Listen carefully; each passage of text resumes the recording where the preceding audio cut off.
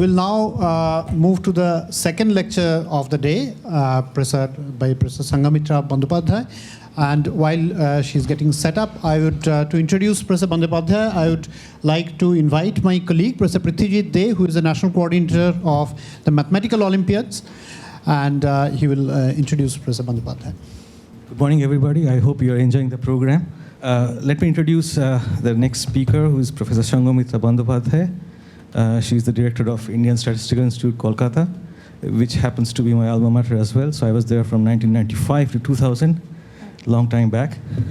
So it's really a pleasure to see you, ma'am, over here as one of the speakers.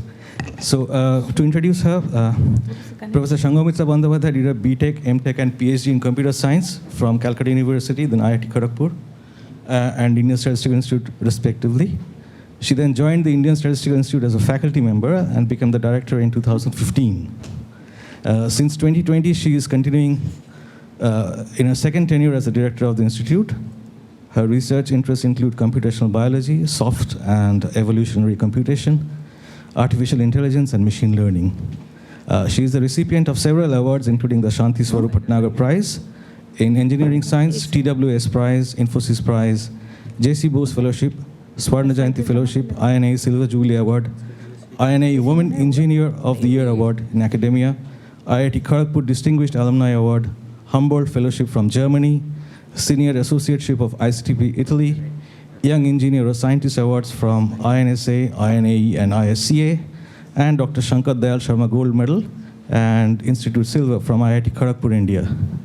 She is a fellow of the Indian National Science Academy, INSA, National Academy of Sciences, India, Indian National Academy of Engineers, Indian Academy of Sciences, Institute of Electrical and Electronic Engineers, the World Academy of Sciences, TWS, International Association for Patent Recognition, and West Bengal Academy of Science and Technology.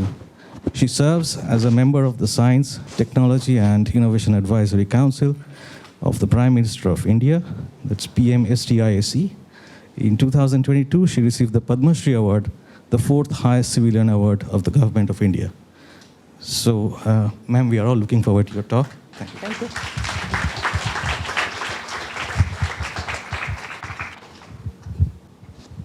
Is it working? Am I audible? Audible? Yes. Okay. Thank you very much. Very good morning, and my gratitude to the director of this center and to Professor Mujumdar for inviting me to this, I must say, a very pleasurable gathering. Felicitation of the Olympiad medal winners. And it's always a pleasure. In the morning when I was walking from the guest house for breakfast, hordes of young boys and girls, someone here celebrating his birthday, I think, yeah, and I got a piece of cake. I took a picture for them, so they rewarded me with a piece of cake. So it's such a pleasure, and that's the pleasure of being in academia, being a teacher, because you don't grow old. Because, why? Because this batches of students which come, their age remains more or less the same, forcing you to remain young. So that is the pleasure of being in academics, and that's why many of us have chosen to, by choice, we have come into academics. We remain in research, interacting constantly with our students, because it gives us such a huge amount of pleasure. So today I'm going to talk on the area of artificial intelligence. What I will try is to give you a broad overview of how it developed, where it all started, and over the years how it has developed and where we are today. The deep concerns that we are now face to face with, that also I will conclude my talk with that. But in the middle, I'll also tell you some applications in healthcare that we have been doing over the last decade or so with my students.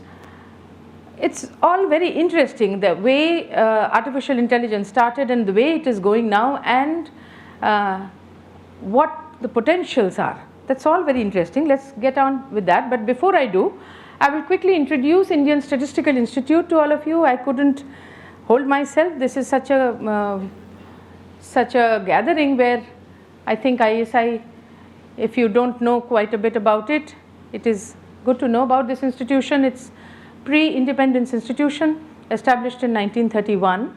We celebrated our 93rd Foundation Day just a few days back, 17th of December. It started in a small one-room laboratory in a college called Presidency College, which has now become a university in Kolkata.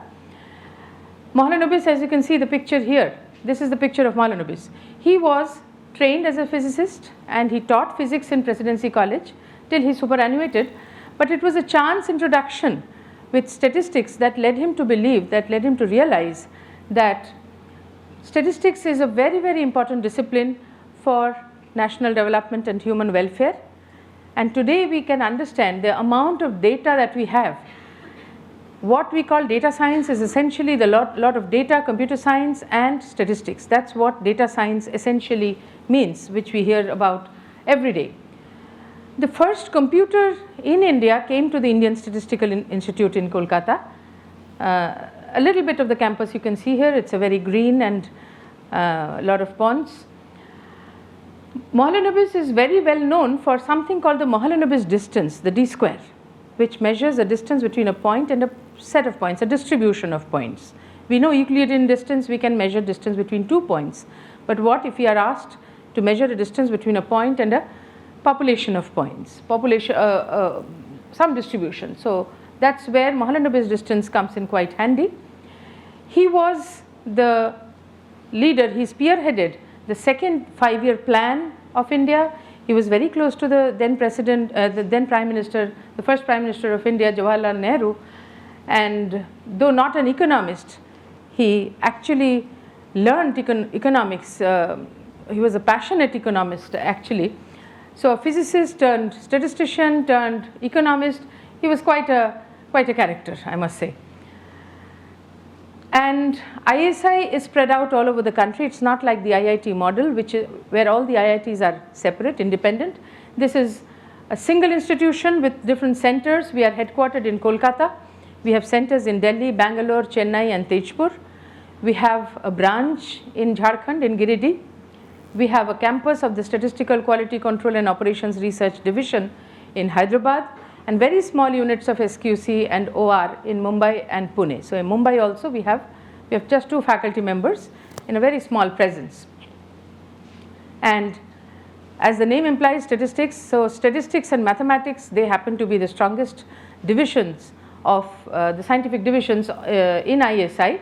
But beside that, we have a very strong computer and communication sciences division. We have a physics and earth sciences. In fact, our geology department, it's all quantitative. The work that goes on in ISI is all quantitative in nature. The geology department is also very vibrant. In fact, we have the first fully mounted dinosaur fossil in ISI Kolkata. If you happen to visit ISI Kolkata anytime, that's a must see. That's one of the 2 fully mounted dinosaur fossils in India. One is in Kolkata in ISI and another in Hyderabad. And the Hyderabad one was also mounted using help from our scientists. We have a social science department division, of which economics is very, very strong. We have a master's program, MS in quantitative economics, very strong, and the Ph.D. program, of course. We have statistical quality control and operations research, which interact more with the industry. And of course, as I said, applied statistics and theoretical statistics and mathematics division. These are the legacy divisions of the institute, very strong.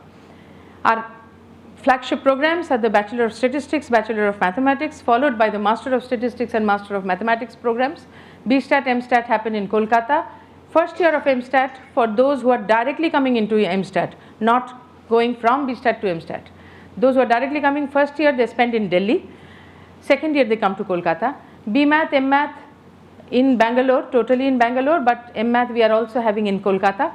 We have MTech in computer science. This happens to be the first MTech program in computer science in India. We have MTech in cryptology and security and quality reliability operations research. MS in quantitative economics, library and information science and quality management sciences. We have some postgraduate diploma programs in statistical method and analytics and something to do with agricultural statistics. Very interesting program, this PGDBA, postgraduate diploma in business analytics. It's at the MTech level. It is between ISI, IIT Kharagpur and IIM Calcutta that we organize this program. First semester students are in ISI Kolkata, second semester they go to IIT Kharagpur, third semester they go to IIM Calcutta, fourth semester they are doing their dissertations in the industry, and the 3 institutes together sign on the same certificate. So this is actually a very unique program and very popular. We have also started a fully online postgraduate diploma in applied statistics program, which is 2 semesters long, and it's fully online, so people can take 1 semester, then go back to work and do some and take another semester sometime later. And we have several PhD programs. With that very quick introduction, let me just tell you about what I want to talk about today. So computer generations, the different generations of computers that we have seen.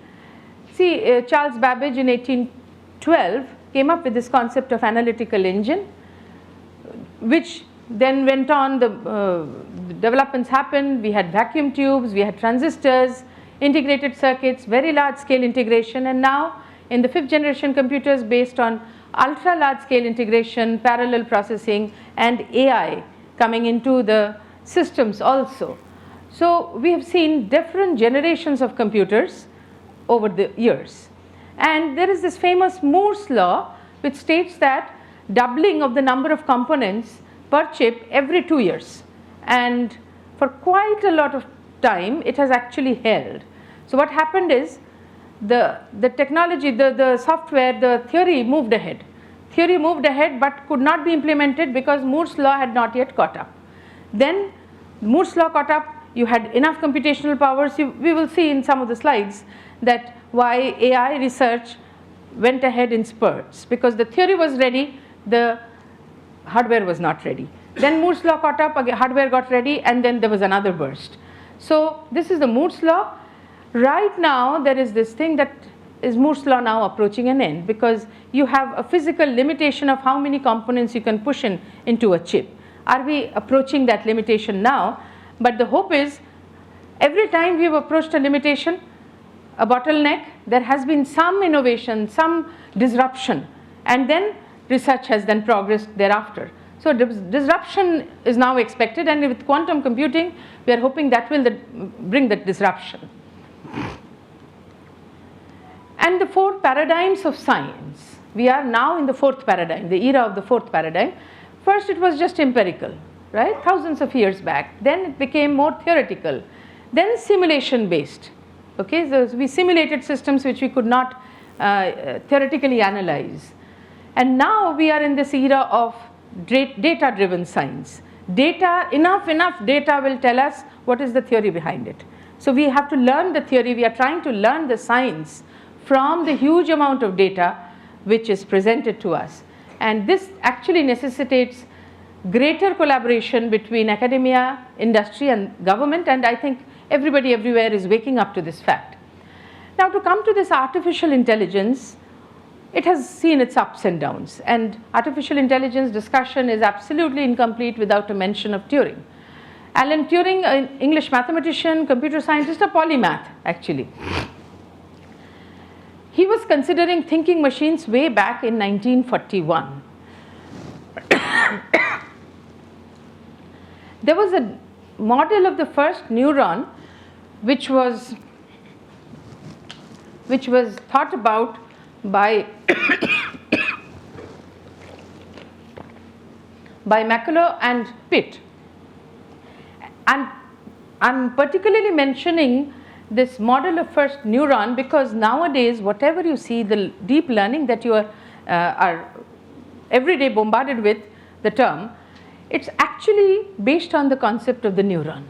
Okay, so we will quickly see what it is. And in 1950, Turing, who was already thinking of thinking machines, designed a test called the Turing test, or the imitation game, which is a test of machine's ability to exhibit intelligent behavior. And what is that Turing test? The Turing test is as follows. You have an interrogator and a computer. On the other side you have a computer and you have a human. Everybody is separated. Okay? Interrogator can only can communicate with computer and the human through some questions. So he sends in, the interrogator sends in some questions, writes some questions and gets a response. The response can be given by the computer or by the human. Okay? And shall we call that the computer has become intelligent in the sense that the computer has passed the Turing test, when the interrogator finds it very difficult to distinguish who has responded, whether the response is by the computer or by the human. If the interrogator cannot reliably differentiate the computer from the human based on the responses received, then we will say that the computer has become intelligent enough and the Turing test has been passed. Okay? And passing the Turing test has proved to be quite difficult. And in 2014, a sort of passing of the Turing test happened when there was this system which was developed, which actually fooled 33% of the judges. It was not really passing the Turing test, but it was said to be sort of passing the Turing test because it was fooling of, let's say, 100 judges. 33 of the judges could not distinguish between the responses received from the machine or from the human. Now, CAPTCHA that we see every day whenever we are trying to log in, that's sort of a reverse Turing test. Okay? It's this completely automated public Turing test to tell computers and humans apart. That's what CAPTCHA stands for. Okay? Computer determines. Here, not the interrogator, not the human who is trying to differentiate between a machine and a human, but it's the computer which is trying to determine if the user, whoever is trying to log in, is a human or a computer. So, since test is administered by a computer, not by a human, it is called the reverse Turing test. Okay? And the Turing test had its fair share of influences and criticism. John Searle, he criticized this Turing test quite a bit. He had this famous thing called the Chinese room argument, which says that suppose you give an input to a computer some Chinese characters, and the computer is able to give you as an output some other Chinese character, okay? And suppose it passes the Turing test, the interrogator often mistakes the computer to be a Chinese speaker. Does that mean that the computer really understands Chinese? If it really understands Chinese, that is strong intelligence. But if it is just mimicking, it is just simulating, then it is weak intelligence. So what this person argued is just passing the Turing test is not any reflection on the intelligence of the computer, that the computer has really become intelligent. It does not mean that. Again, this particular criticism had its criticism. There were a lot of papers, lot of debate which went on over the years. So after the Turing test, 1950-52, the checkers playing program, which was developed by Arthur Samuel, which learned, the computer first time learns to play games, okay? And very interesting event, which is considered the founding event in AI, the Dartmouth Summer Research Project on Artificial Intelligence. The term artificial intelligence first got coined during this time in 1956. In 58, the term machine learning came up, okay? And very interestingly, Rosenblatt developed something called the perceptron, which is the basic building block of today's neural networks, the deep learning systems that we look at, that we see these days. So it's the basis for artificial neural networks. And what is this perceptron? What is this neuron? It's a very simple computing system actually. Okay, so you have, let's say this is a neuron, an artificial neuron, and you have some inputs coming into it. Okay, let's say x1, x2 up to x capital N, and these links, they have some weights on it, w1, w2 up to wn. What this is at the first doing is just taking a weighted summation, okay, xi, wi summation, and is adding a bias term to it, bk. So this is the summation that it has. It then passes it through a function. This function can be of different types. This f can be different types. Let's say in the beginning when it was used, it was just a hard thresholding. So if it is greater than 0, output +1. If it is less than 0, output -1. So that is what was going out. Okay. So you can see that if this is what this neuron is doing, and if this summation is greater than 0, it says that the point which has come in here, remember x1 to xn, this is a point in an n-dimensional space. Okay, this is, just consider this 2-dimensional space, 3-dimensional space. A point here will have 3 coordinates. So this will be x1, x2 and x3, and there will be 3 weights. So it is simple: x1 w1 plus x2 w2 plus x3 w3 plus a bias term, and then a hard limiter which says that if the value is now greater than 0, then the class is, let's say, +1. If the value is less than 0, the class is -1. Class meaning the label of the data point. This point belongs to class 1 or class -1. So it's sort of a binary classifier. It's trying to put class labels on the data points, but only 2 class labels. So it's a binary classification problem. As you can see here, if bk is 0, then what are you looking at? You are looking at this line as your boundary between the 2 classes, right? On this side, everything on this side will be positive. So class 1, everything on this side will be class -1. So this is the boundary between the 2 classes. Consider a cloud of points here and a cloud of points there. So what you are trying to figure out through this neuron is what is the boundary which is distinguishing, which is dividing these 2 classes. So it is something like this. So if this is a cloud of points belonging to class 1, cloud of points belonging to class 2, the perceptron, the neuron, will try to figure out this decision boundary. But to figure out that particular decision boundary, what does it need to learn? It needs to learn these weights and this bias term, right? Once it learns these weights and this bias term very well, then it has learned that distinguishing boundary. That is what we can say. Is that okay? Is that fine with all of you? So what it needs to, nobody tells it what these W1s, W2s, etc. should be, or what this bias should be. Nobody tells it. How does it learn? It sees enough data points, enough x's which belong to class 1 and enough x's which belong to class -1, the 2 different classes. And from there, suppose it starts with some random values of w, okay? So whatever, between -1 and +1, let's say, any random value between -1 and +1, 0.75, 0.823, 0.555, whatever. These are the initial values. Then what happens is you give it one data point which you know belongs to class 1, right? And it will make its computation, it will give you either +1 or -1, because that is what it is. It can give either +1 or -1, because if it is greater than 0, it will give +1. If it is less than 0, it will give -1. So it gives some value. If the data point which you have given it is correctly classified, meaning it is actually +1 and that neuron also gives you +1. If that happens, then you do nothing. Essentially, you don't change the weights. But if it is otherwise, meaning there's an error, then you have to update the weights. And there was at that time a learning algorithm which people had developed, which was called LMS algorithm, least mean square error.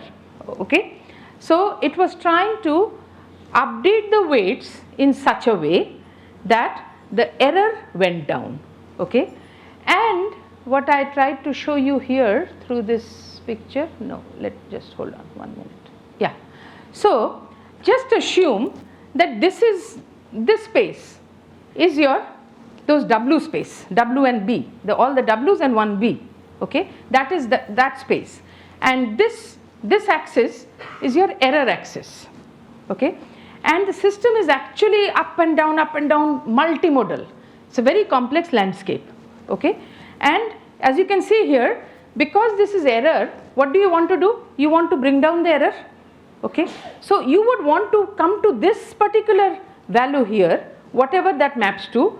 So it's the different W's. You want to come here because that has the minimum error with it. So how do you do? Who tells you? Nobody tells you that what are the particular values of W star which will give you this error. Nobody tells you that. You have to learn. So you start from somewhere. Okay, let's say you start from some w's which gives you this error, and then what you do is you try to find the gradient at that point and move your w's with small steps of w, in which direction logically wherever the error goes down. So you will try to go in the direction of the steepest descent. You want to come down that valley. Okay, and if you use that algorithm, which is called the steepest descent algorithm, you are guaranteed to get stuck at a local optima. So wherever that valley is, you will certainly reach there, but you will get stuck there. If you get stuck there, you will never be able to come here, right? But that's it. Then if this is not good enough, if you see still it has converged, the system has converged, but the error is still too high, then you restart with the hope that sometime you will start from here and then you will come here. But you cannot guarantee optimality in real time. Okay, with steepest descent methods, unless you do something more, you are guaranteed to get stuck at a local optima, but that's a good algorithm actually. Okay, it's a hill climbing algorithm. If you have to maximize, you climb the hill of what? Of the error surface that you have.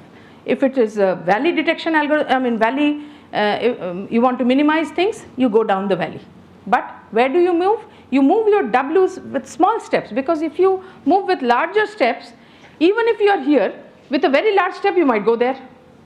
But that is why you have to move with small steps so that you come down slowly and come here. Okay, and once you are here, what is the gradient? If you know that gradient will be 0, right? So gradient 0 means you cannot move, because then there is no direction. The system is not giving you any direction where the gradient will go down further, because gradient has now come to 0, which is the minimum possible value.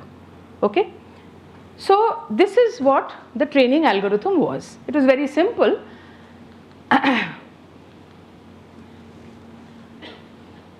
And there were certain convergence proofs that the perceptron will converge after some iterations when the classes are linearly separable. Okay, what does the classes linearly separable mean? That you have the two classes, there is a single line which can differentiate between these two classes. That is what it means. So that was the perceptron model.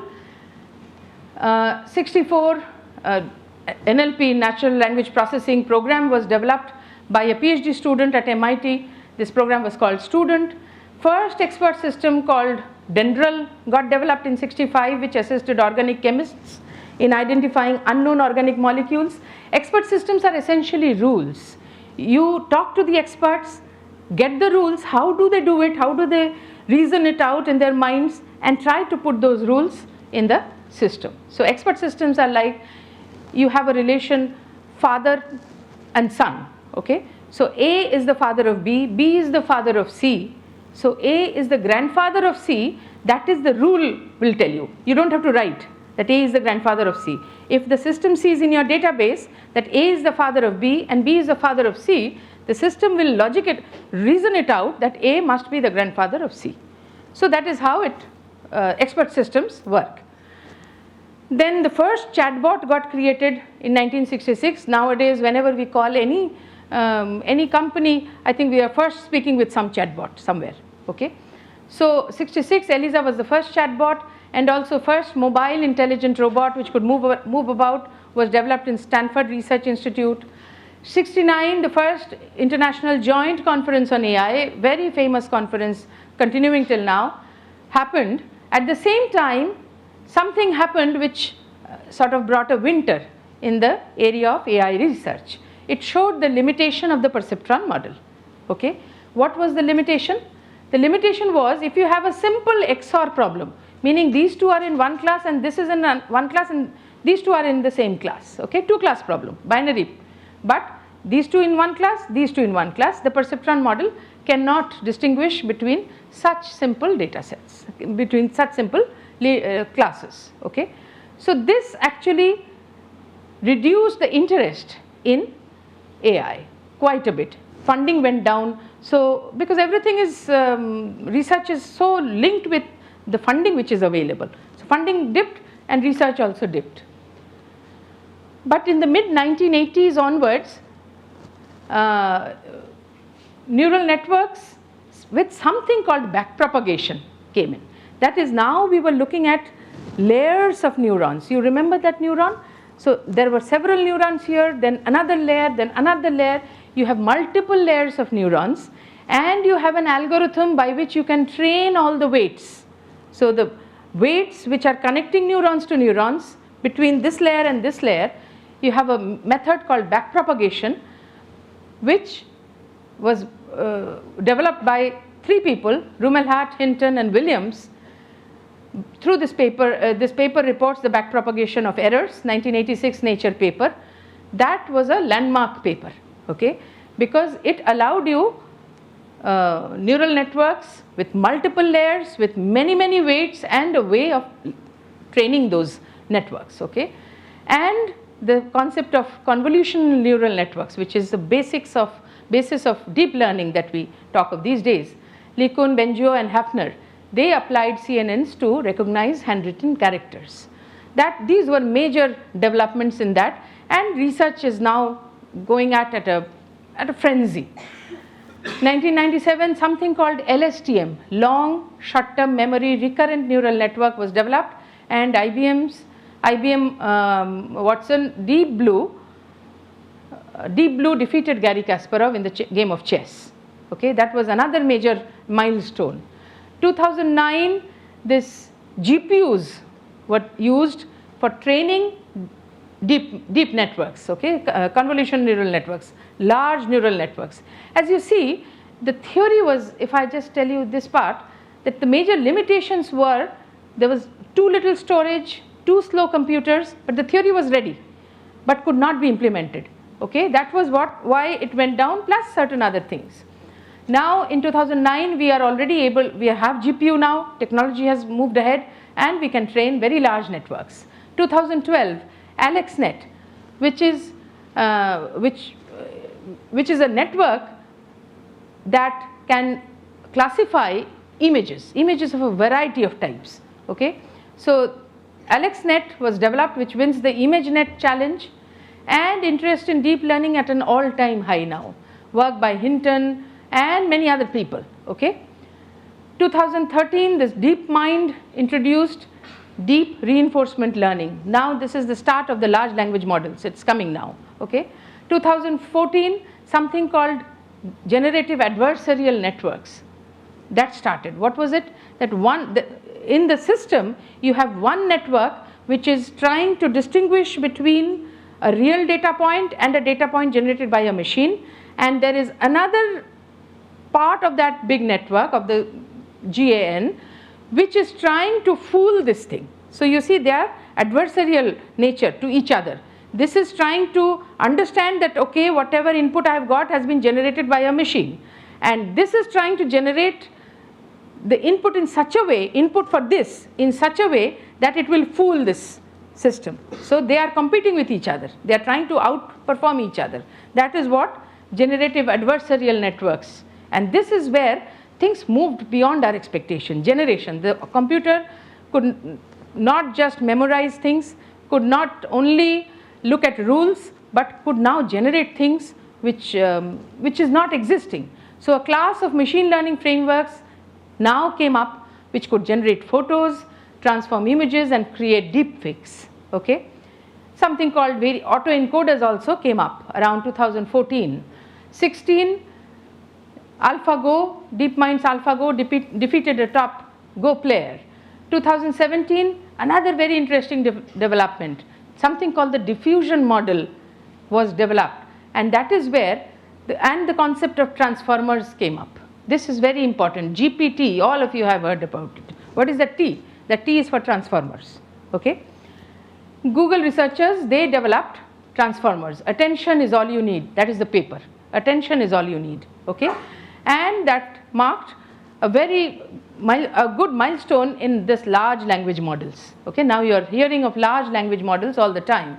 2018, OpenAI releases GPT, the generative pre-trained transformers. Okay.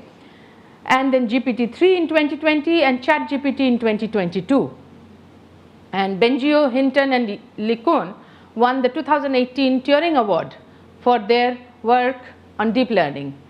2021, OpenAI releases DALL-E, okay, can generate images from text prompts. If just give this system that, okay, draw me a picture of a house in the style of Picasso, it will draw. And this picture does not exist anywhere, okay, it will draw. But because it has learnt the way Picasso painted, and it has got its input that it has to draw a house, so it will do it. And that's a new painting actually. So I just, yesterday night, I was just having a conversation with ChatGPT, and I asked how to win an Olympiad, okay. It gave me so many things. Then I told it, give a shorter answer. It understood. It actually gave me a shorter answer of the same thing. So you see, all the 12 points are there, but it has now removed all the unnecessary things. Huh? So you can tell me, the winners here, does this work? Does this make sense? I have never won an Olympiad, so I don't know. You can tell me. Understand the format, start early, master basics, practice regularly, study strategically, use resource wisely. But the thing is, this is very, even if you want to crack IIT, if you want to crack ISI entrance examination, I think you have to do all these things. So it's quite interesting, right? I tried DALL-E. I wanted to, I gave it a prompt that draw me a cartoon of an Olympiad winner. But it said I have run out of credit, so I could not do it. Otherwise, I would have brought it here. Anyhow, so it does reasonably well. Okay, ChatGPT, I once gave it, in our Indian Statistical Institute, we have a tagline, a logo in our logo, which is a phrase in Sanskrit, Bhinneshvaikasya Darshanam. It roughly translates into unity in diversity. Bhinneshvaikasya Darshanam. And when I gave it in English, that what is the meaning of Bhinneshvaikasya Darshanam, I was impressed. It gave a pretty good answer, and a long answer, pretty good answer. How it does it, it's very difficult to really understand, but it does. So we have now this entire thing, artificial, how much time do I have? About 20 minutes more, right? 10, 15 minutes more. Okay, I'll make it a little faster. So artificial intelligence is the big circle here.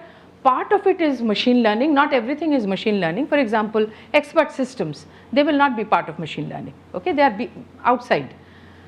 Machine learning is something which the system can learn without being explicitly programmed. For example, you just give it tons of data point of class 1 and tons of data point of class 2, and it learns how to distinguish between class 1 and 2. And when you give it a new point, it will tell you with a fair bit of accuracy whether it belongs to class 1 or to class 2. And deep learning is a part of machine learning. Okay? These days the problem is, because AI has become such an omnipresent term, everybody talks about AI. Anything to do with computers, people say, the layman, not you, but the lay persons, they say it is AI in action. That is not so. Okay? So what is machine learning? For example, if you have a database, okay, with roll number, etc., and if I say find all students who have taken subject S1, the answer will be R1 and R2. This is nothing to do with machine learning. It is just database retrieval. Machine learning would be, I give it pictures of cats and dogs, and then I give it a new picture which it has not seen before. It can tell me with fair amount of accuracy that it is a cat, picture of a cat. So, for example, classification. I was talking of classification. In many different domains, you have problems of classification.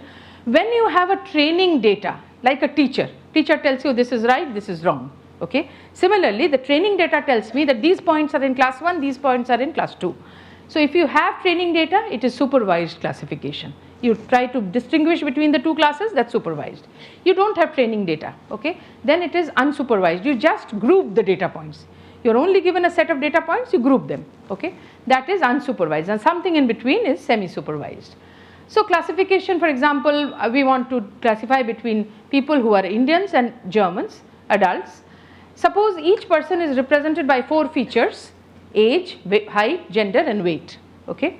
And you can very easily see, in order to do this classification, would weight or age be of any use? No, age and weight will not be of use. Weight might, would age and gender be of any use? Age and gender would be of no use in trying to distinguish between Germans and Indians. but height and weight possibly are. Okay? So it's like this: height you have, this weight you have. Generally Indians would be on the lower side of the height and the weight axis, and Germans would be on the other side, and this is the typical decision boundary which we try to learn, right? Clustering. Now we have no labels, we don't know. So we have, let's say, grandfather, father, son, grandmother, mother, daughter in our database, and we want to cluster them as per age. Then you can see this would be the clustering. Got grandfather, grandmother in one cluster, father, mother in another, son and daughter in another. Okay, as per age. If you want to do it as per gender, then this would be the clustering, this would be the clustering. Okay. As per food preference, let's say grandfather, grandmother and mother, they love paneer, and father, son and daughter, they love biryani. So this is the clustering then. The purpose of showing this is that the same data set, depending on what you are looking at, can be clustered in different ways. So these problems are not easy. Okay. So with that very quick introduction, why machine learning moved in and deep learning research moved in spurts? Because theory was ready but technology had not caught up. Storage was very expensive, speed was less, and suppose you were trying to, in the olden days, if you are trying to put a dictionary in a computer, you would, it's a humongous cost because the storage is so expensive, retrieval would be so slow.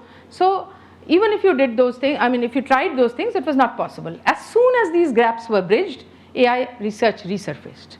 Okay. Now very large data sets are very routinely collected. We have high performance computing available, CPU, GPU, TPU, okay. Cloud services, everybody's fingertips nowadays, even as any student, undergraduate student can get free cloud access to a certain extent, can get free cloud access. So you have unlimited, quite high computing facilities available, and storage cost has come down. You see, $1 a byte, it came down to $500,000 per gigabyte, and now it's 2 cents. So a huge amount of reduction in cost, and going down further. You can store whatever data you want to, and data science has come up in a big way because you can store millions and millions of data points. Okay. Big data is there in biology. You have so many projects. The Human Genome Project, first time it was solved, that what is there in the human genome. Then a lot of other projects have come up. You see in physics, the LHC, the square kilometer array project, the gravitational wave analysis, and many things. Huge amount of data coming up. In fact, in physics, it's huge, much more than even tweets that we do in 1 year. Big data in social media. So if you think of social media, it's a huge network, and the connections, huge number of connections. You have to analyze this.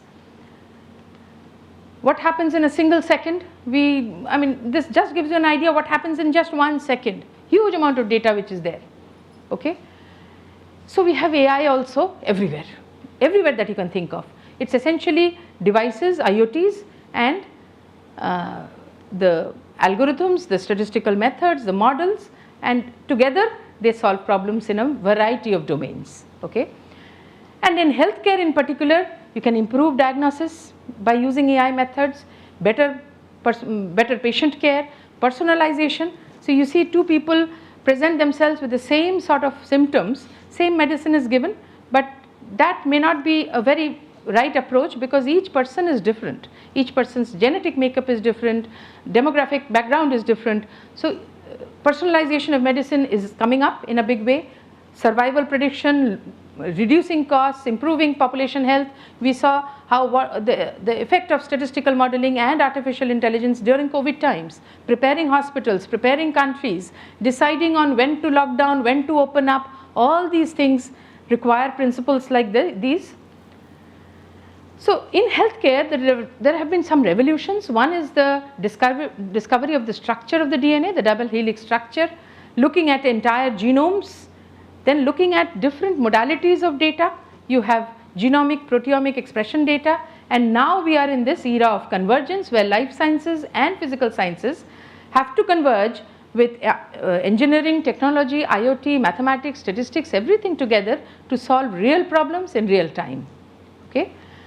So without going into the details of this, what I'll just quickly tell you is, just a minute I'll spend here.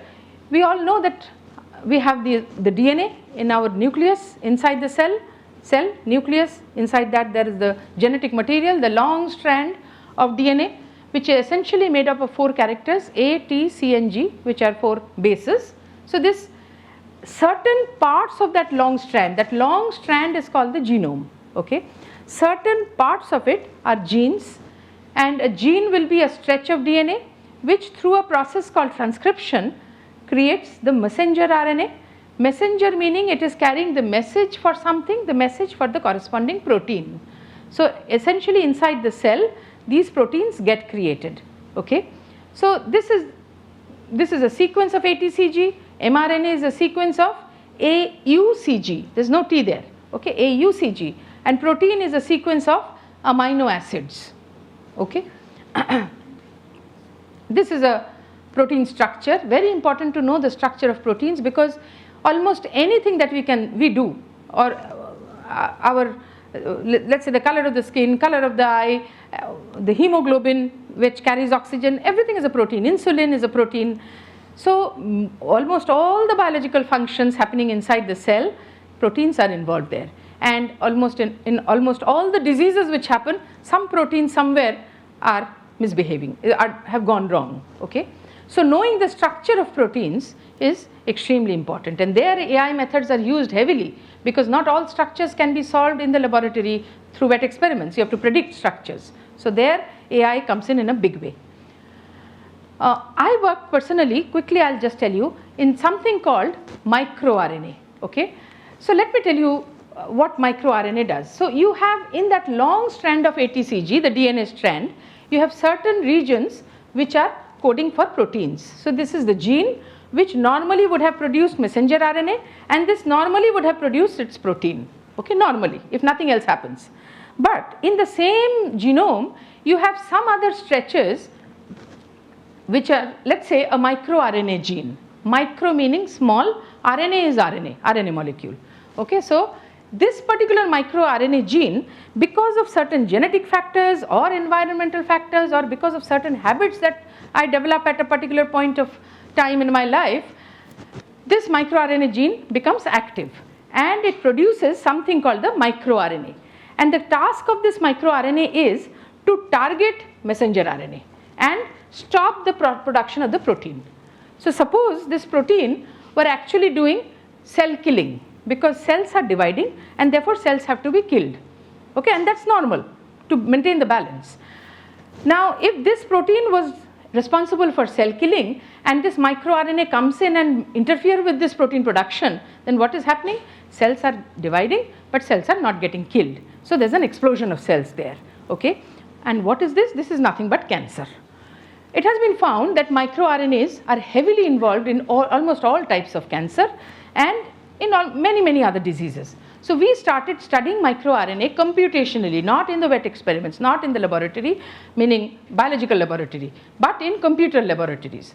What we tried to do is, if we have sets of microRNA and mRNA pairs, and we know biologically validated that this microRNA targets this mRNA and this microRNA does not target this mRNA, if we have a number of such data points which are biologically validated, then from there we try to classify, we try to learn how to distinguish between this target class and non-target class, and we try to make new predictions. So that was what we did. Problem here was that when a biologist is working with this microRNA and trying to see if this is targeting, and if it succeeds, the biologist would report that target. But when this does not succeed, often the biologist is not reporting that data. Okay, because it has not succeeded, the experiment has failed. So it is not published, it is not reported. So we were lacking non-target data. We had enough target data, biologically validated, but non-target was missing. We did something about it, again computationally, but used several other modalities of data, and we were able to come up with a nice data set. And also we used a standard classifier there, don't have to go into this, but we found that the performance of this classifier was quite good, in the sense that you see the false positive meaning when you say that this is a positive, meaning a target, and it is false, meaning it is actually a non-target. And what does true positive mean? When you say it is a target and it is indeed a target. Okay, so you would want low false positive rates and high true positive rates. Okay, and so this quadrant, that is where you would want your algorithm to perform, and it did perform here along with another competing method. But some others, we experimented with almost all the methods which are available at that time. Others either were too ambitious or too conservative.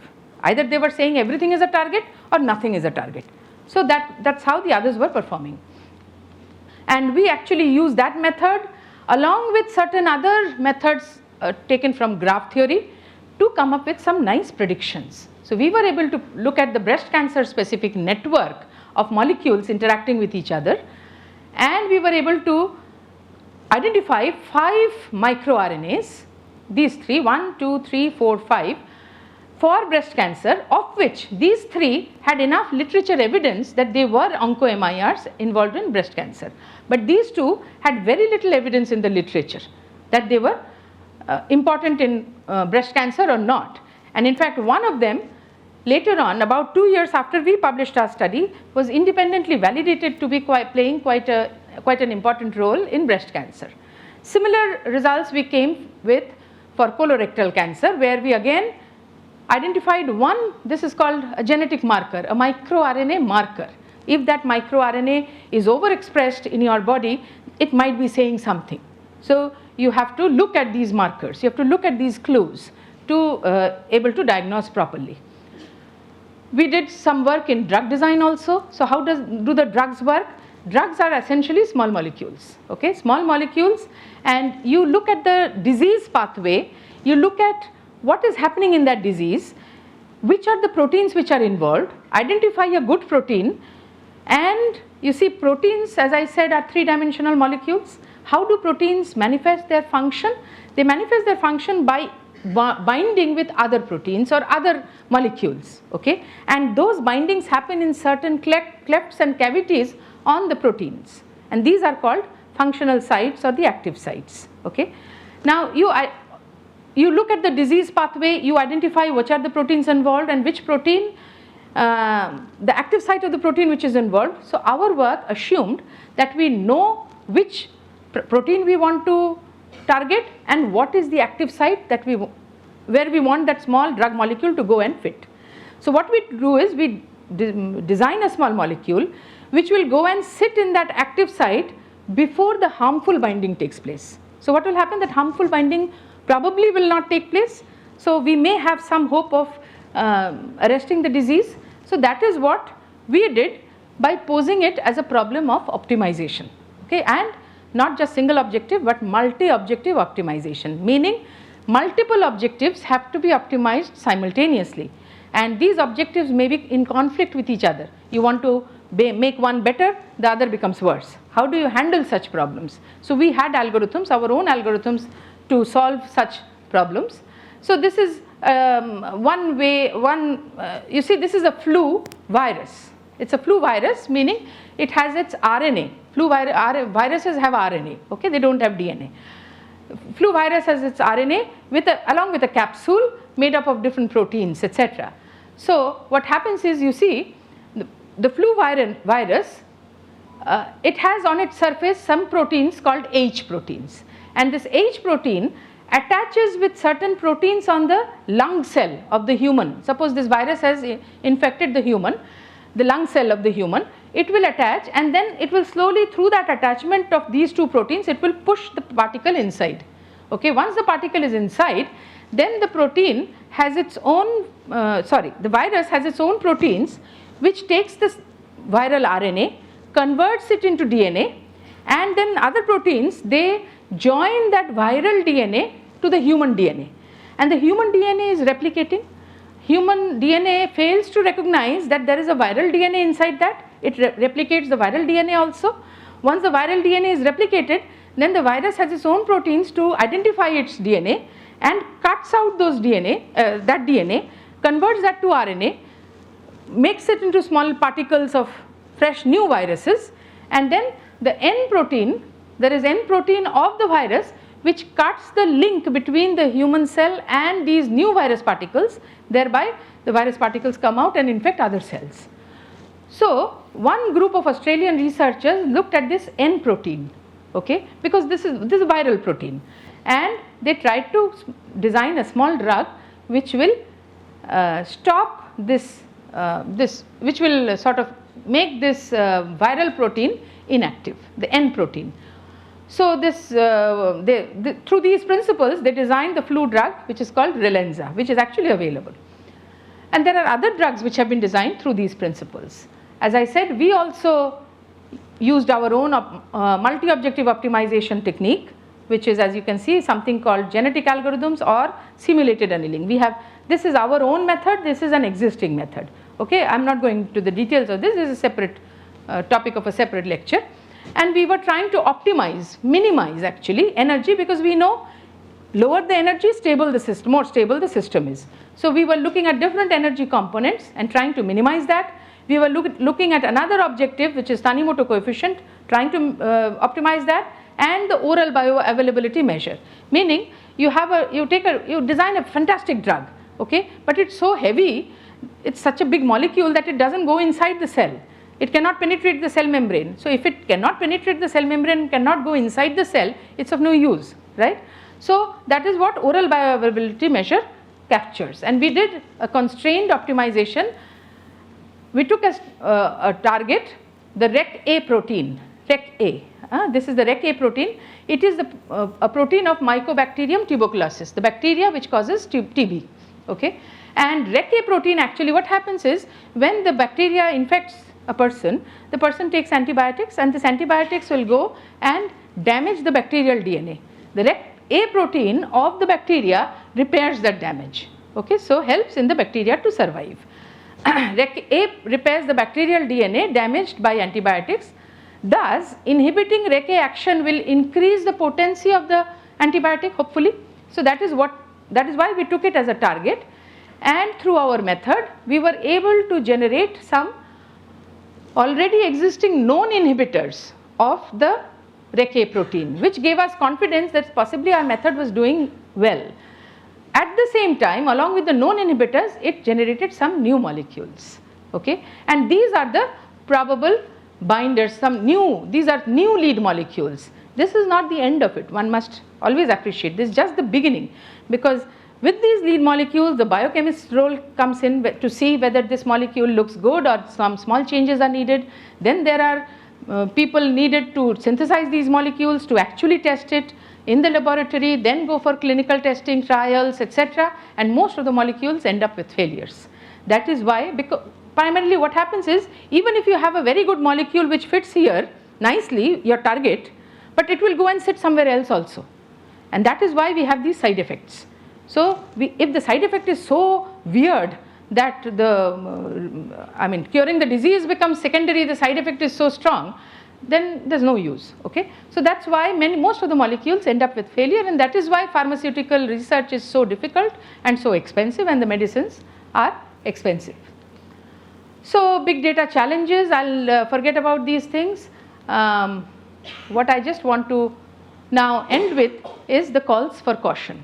And just before that, an interesting anecdote, that you see, when the theoreticians write their theory, there are certain assumptions that they make, okay, and when the practitioners actually implement that, things come up which nobody has thought of before. And in a recent lecture that I heard, there was this interesting anecdote where, using IoT means Internet of Things. You have sensors everywhere, you collect data and then you analyze that data and do something about, suppose in agriculture, okay, you have put sensors on the crops or on the trees, and you want to understand when to give pesticide, when to give water, when not to give water, etc., etc., okay. So what happened, you put these IoT devices, theoretically very nice, data is coming, but at some point of time the ever inquisitive monkey comes into the picture, okay, looks at that thing, tests it, what it is, eats it, tastes it, and your device is gone, okay. So these are the interesting things which practitioners face, which theoreticians do not face, but both theory and practice have to go hand in hand to solve problems. But these are real problems, you see, monkeys are real problems. So calls for caution, okay. February 2023, a New York Times technology columnist reported that he was deeply unsettled after a chatbot that's part of a Bing search engine urged him in conversation to leave his wife. And this happens. It actually plays around. Okay?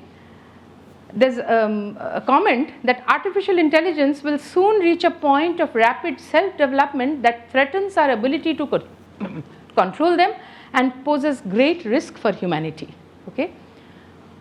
Calls for caution, very great. Spread of disinformation for creating social tensions when in the wrong hands. Any technology for that matter. Nuclear energy, when in the wrong hands, it can spell disaster. In the good hands, it can give energy for us to survive. Okay? So, it depends on the hands and the minds which are using it. Okay? Influencing voters, that's a grave threat to democracy actually. Okay? Manipulation of the human brain, when the machine starts manipulating the human brain, we are actually facing face to face with, I don't know, existential threat, right? In March 2023, in an open letter co-signed by dozens of people in the AI field, including the tech billionaire Elon Musk, Yoshia Bengio, who started all these research or who were major players, they called for a pause on all developments than the current version. Whatever status is as of today, stop it there. Bring in safety measures and then continue the research. Stop it now. That's what the call is. There's a great debate going on. BBC in May 2023, Geoffrey Hinton, we talked of Hinton, right, backpropagation algorithm, announced his resignation from Google, saying he now regretted his work. Okay? He told BBC some of the dangers of AI chatbots were quite scary. Right now, they are not more intelligent than us, as far as I can tell, but I think they soon can be, maybe. Bengio says we need to take a step back, okay? Because there are issues of trust, privacy, transparency, accountability, ethics, etc. Training data, you know, sometimes you put in biases in your model intentionally, sometimes unintentionally. Suppose you train for recognizing bus drivers or nurses. Because the data is so heavily, nurses means women and drivers would mean men, that rather than, just by seeing that this is a man, it will say bus driver or a driver. Seeing a woman, it will say a nurse. That's what happened when the system was trained to learn polar bear.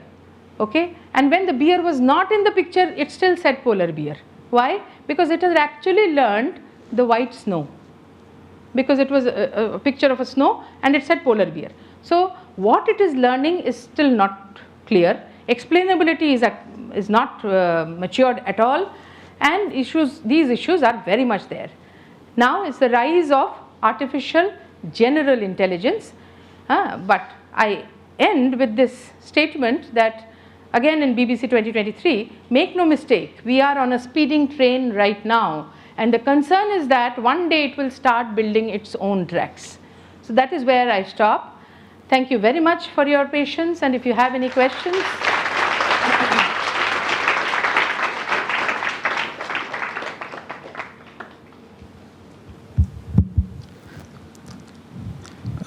We have time for a few questions, but first I would like to thank Professor Bandyopadhyay for a wonderful talk.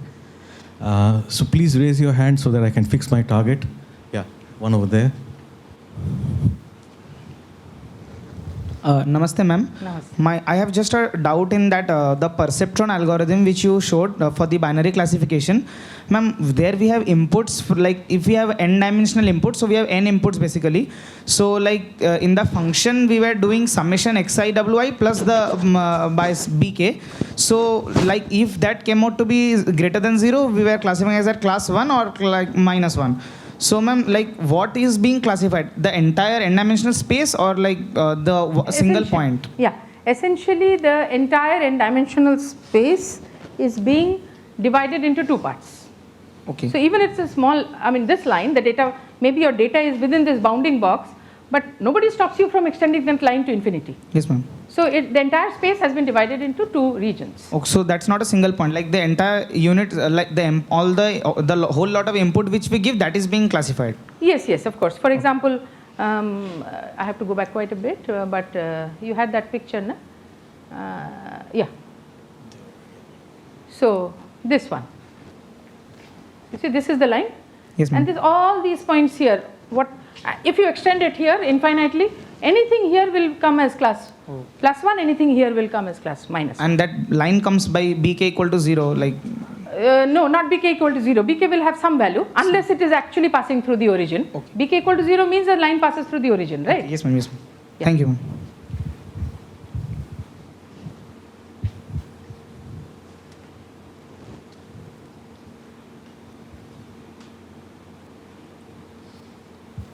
Yeah, so I basically had two questions actually, which were kind of unrelated. But the first question is, do all of these functions, do they necessarily have to be linear or?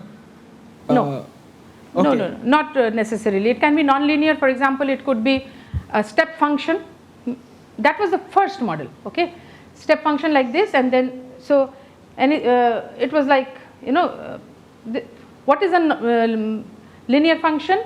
This is a linear function because it gives us, whatever it is, the output will be this or this. So anyway, it is not, the function itself is not linear.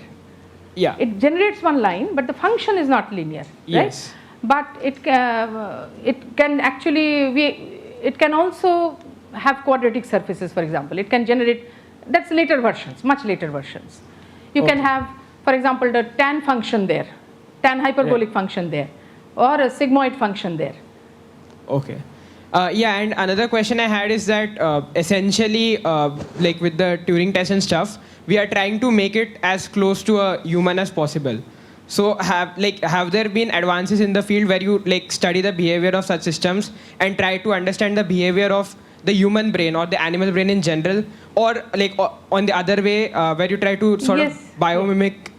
Yeah. Yeah, you're right. Yeah, there are studies like that, where by modeling, after you've modeled it nicely, then you study this to sort of predict what the human will do. So there have been studies like that. Okay, how much, I don't think quite successful yet, but there have been the opposite side of the story also. Plus these sort of things, I mean, you see, there is a classifier called support vector machine, okay, where, because these are, you may have one line, if your classifier is like this, if you, maybe this line and this line will be a good, not a single line, but this line and this line. But sometimes you do a kernel trick, okay? You do a kernel trick, meaning you, as if you pose the data in a higher dimensional space where it becomes linearly separable, because linear separability is always easy to handle. Yeah. So what happens is, suppose on this surface you have two classes, okay? Okay. So on this surface here you have two classes, a circle here in the, let's say this is 0, 0, okay? Some data points which are like a circle across 0, 0, and another set of data points which is like a ring outside. Okay. Understood? It's not linearly separable. Yeah. One line cannot separate. But what if you do, if you add a third dimension, okay? You add a third dimension, and the third dimension will be the square of x square plus y square, let's say. Yeah. So all those xy's are large. The third dimension will become quite large. So they will come up like this. Yeah. While all here close to 0, 0 will have x square plus y square equal to small values. So they'll be risen to this level, and the others will rise here. And you have a linear boundary now. Yeah. You understand? Yes. Was it clear? Yeah, I got it. Yeah, thank you. Over here.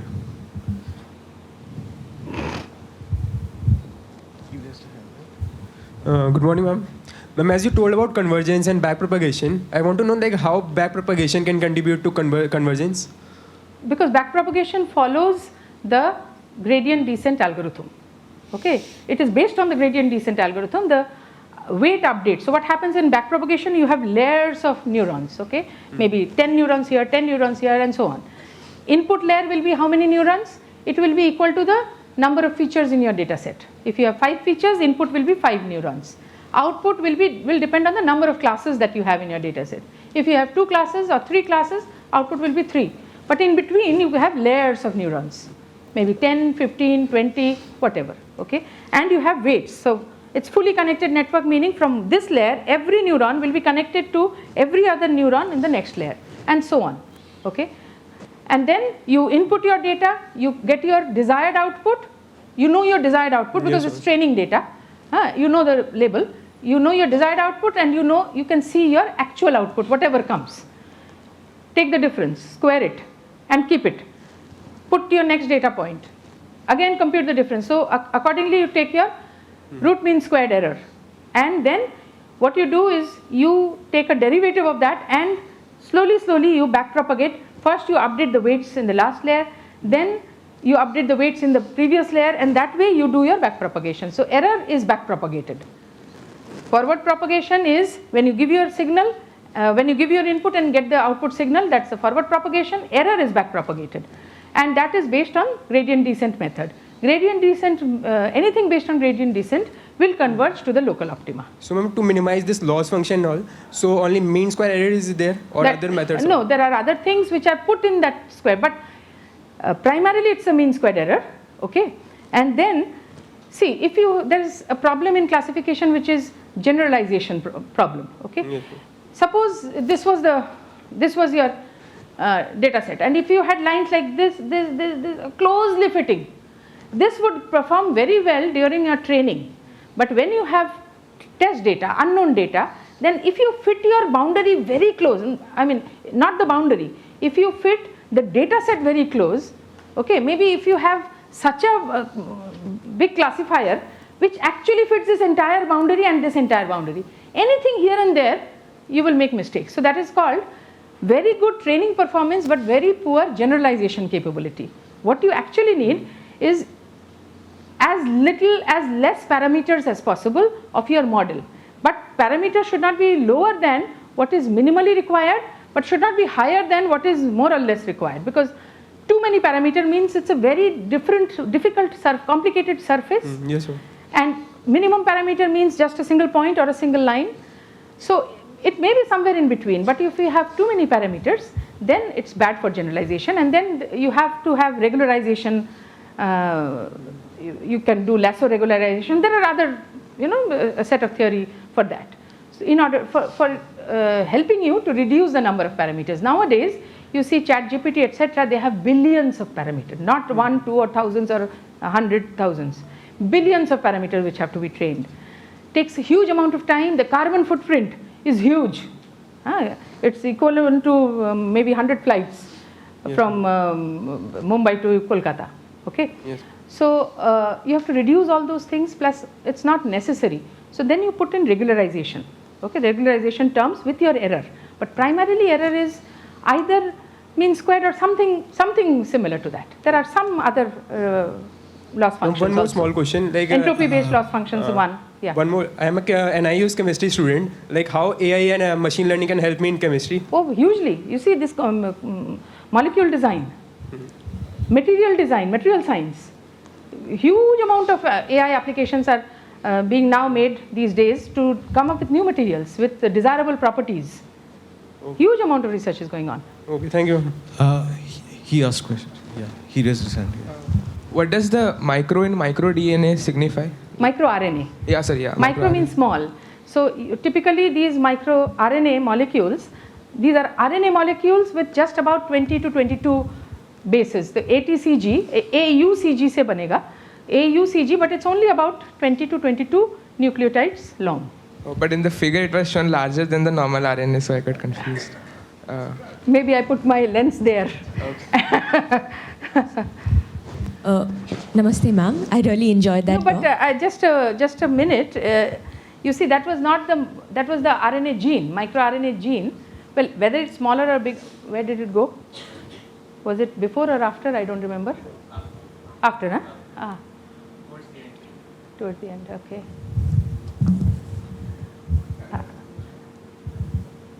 Yeah. So this is the mature microRNA. Yeah. Ma'am, I actually had two questions. One, you talked about the CAPTCHA test, like a reverse Turing test. So initially, I noticed that it had slightly more difficult tasks, like recognizing characters or like finding a particular thing in an image. But now the CAPTCHA test is like checking a box saying that you're not a robot. So my question was, why can't we train a network to check that box?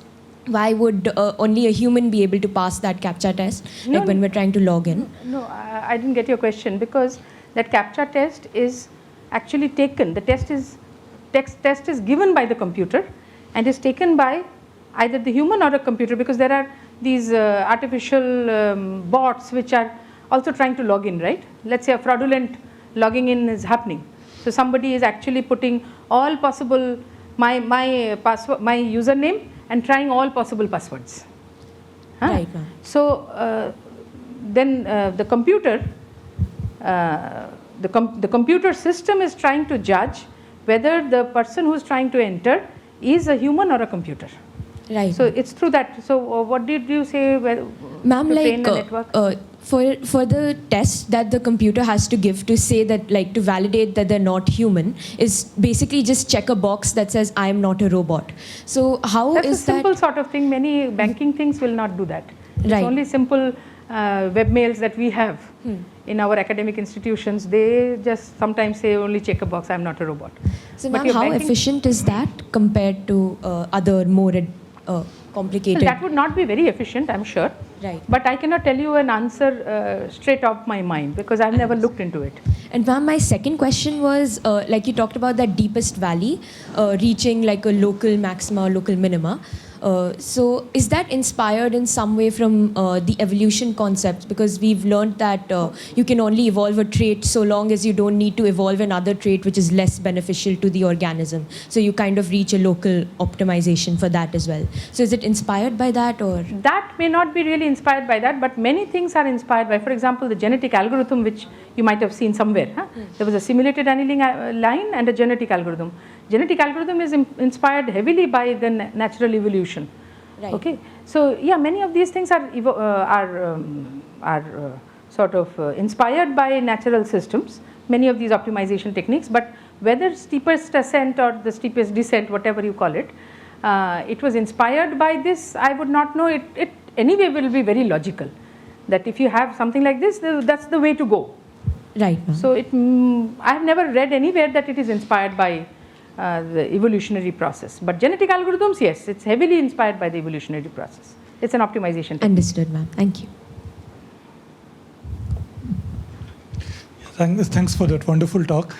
So I just wanted to ask about machine learning. So and its ability to basically get laws out of seemingly unorganized data. Laws.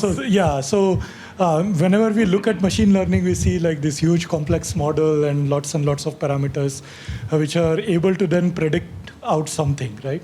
But then at some point you would think as if it's like these epicycles being used in order to explain the motion of planetary objects in the sky, while the simpler theory was just about like things like heliocentrism, right? And so what is the progress that you see? No, I wouldn't say that. Is it possible nowadays to at least like find simple explanations of things? Or it is right now machine learning is just about predicting? Right now it is just about predicting. It's like a black box. People are trying to now explain. But those explanations are also very poorly done till now. It can, I don't know of any such result. Maybe I'm wrong, but I don't know. I have not read of any such result where it actually gave a nice theory. That okay, this was the equation. Yeah, I mean, I have seen some simple things maybe, but the quantum jump in the recognition ability of especially for images. If you train it with loads of images and then give it an image, it will actually say that this is monkey, this is man, this is that, this is car, pollution also. Okay, this is with lot of smoke. So that ability was surprising, took everybody by surprise, the amount of accuracy, enhancement in accuracy which happened. And that is why this everybody jumped into that area of research, but explainability, not yet. We are nowhere there. as of now, because it's so many parameters, it's very difficult to explain what's going on. Namaste, ma'am. Actually, being a parent, my question will be slightly different. So I just need to understand ki in the era of this AI which is now started, so what is the future for this generation as well as the upcoming generation? And while studying, what they core thing they need to understand ki they also need to understand now AI is also part of their life. I mean, slowly and steadily it is going to be their part of life. So what is the future for them and where they have to focus now? See, they have to actually, it's very difficult now to predict what will be the required skill sets of tomorrow. What is very important is the training of the mindset to learn and to adapt. That will be very, very important in the days to come. Whether learning this physics or that will help or not, it's very difficult. But one must learn something, a core subject, very nicely. Okay, that could be mathematics, that could be whatever. But learning mathematics, computing, statistics, these three areas these days, everywhere that has grown in importance. And now with the general education coming in, a student of biology has to or can take courses in mathematics, etc. But that will become a multidisciplinary training and training of the mind to take new things. That is what is required for tomorrow. Today it is very difficult because we cannot really visualize where 10 years down the line, 10 years may be too short, but 20-25 years down the line, where what this world will look like, it's very difficult to even imagine now. With so many things happening, it's become actually there is an existential threat. So a lot of debate going on. But if you said you are a parent, right?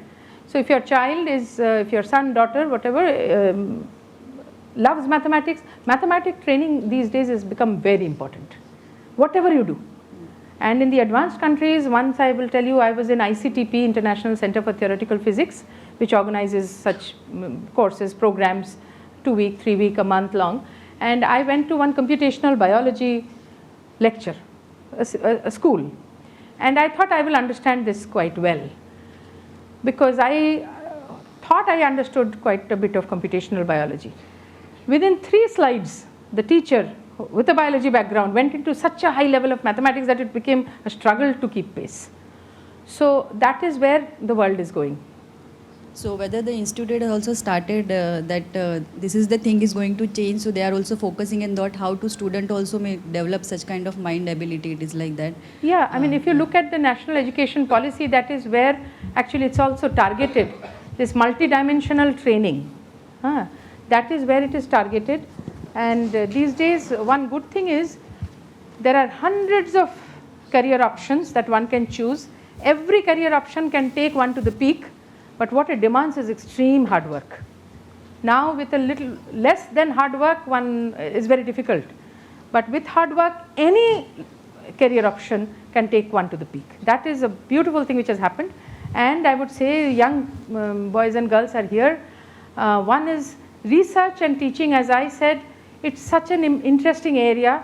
If you have a little bit of that mindset, please do come into research and training, because good people need to train the next generation of good people. Otherwise, and also generate knowledge within the country, hold intellectual property within the country. We are talking of Google, Amazon, CNNs, everything developed outside India. Where is that Indian product? Where is that Indian company? And in fact now, most of the research is happening in companies, not in the academia. You see, all these things have come out in Google and other big companies because they have the resources. So that is where now academia, industry and government collaboration has become extremely important. Even the government cannot make policies keeping the industry away. It has to factor in the effect of the industry, because most of the resources are there in the industry. But with the startup culture booming in India, I hope some at least a few from here will also have that, that career option in mind, that okay, I will create knowledge and I will generate jobs. I will not just seek jobs, I will generate jobs. So that is what is a good thing which is happening these days. Yeah. Thank you, madam. I think we have run out of time, so I'm very sorry to say that we don't have time for any more questions. And but I think she'll be around for some time after the program is over, so you can definitely catch her on a cup of tea.